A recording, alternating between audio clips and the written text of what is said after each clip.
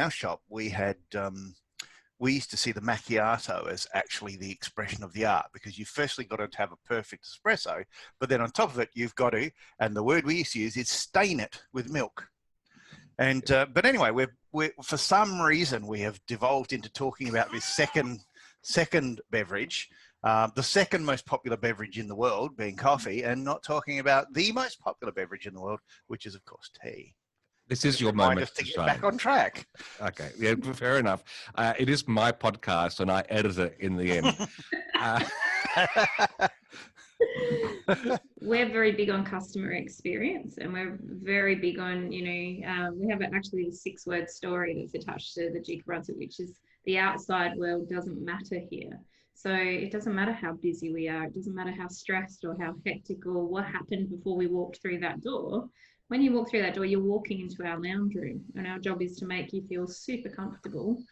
And there's nothing, I hate to say it, Robert's going to love me for it, but there's nothing more soothing than a lovely pot of tea at the end of a very stressful day, or, in the middle of a very stressful day. In fact, we have a number of customers who come in just to have the lavender one, Robert, what's that one? Fleur de Provence. That's it, the Fleur de Provence.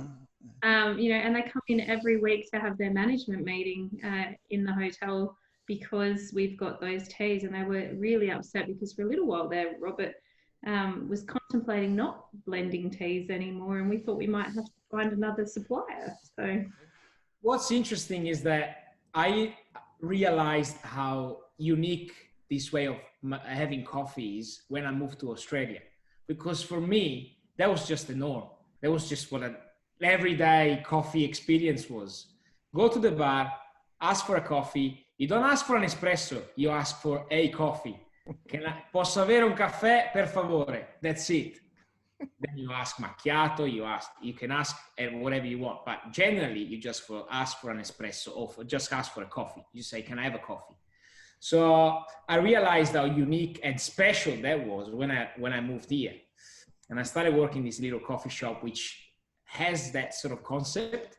And a lot of people loved it. And I thought, but this is normal. This is the way coffee is supposed to be, had. And then it opened up. Australia is it's so vast in the coffee industry, and it's so advanced that I actually have changed the idea after a few years that I was, of course, in Australia.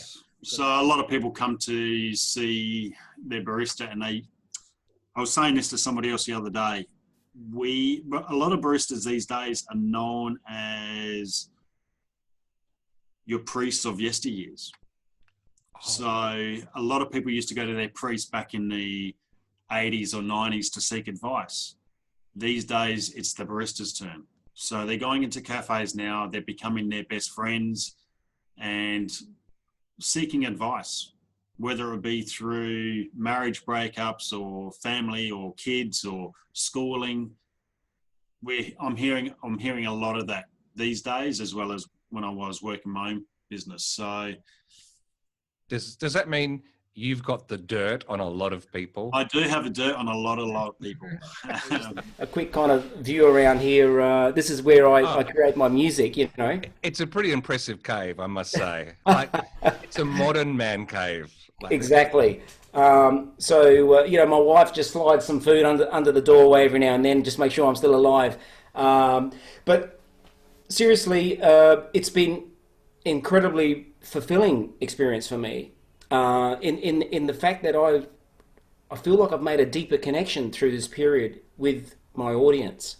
This is one thing I've noticed too. Instead, I've got clients all around the place, and now we're actually getting together at the drop of a hat, and it's like they're next door. Yeah. And I think that's certainly been a really holistic part of all this, where people are allowing themselves to be more vulnerable, to be more accessible, to drop their guard a little bit. We saw this with artists all around the world that were normally used to seeing on the big concert stage, and then they invited us in their home, with an acoustic guitar. Adelaide, Adelaide, Adelaide, Adelaide, Adelaide, Adelaide, Adelaide. Adelaide.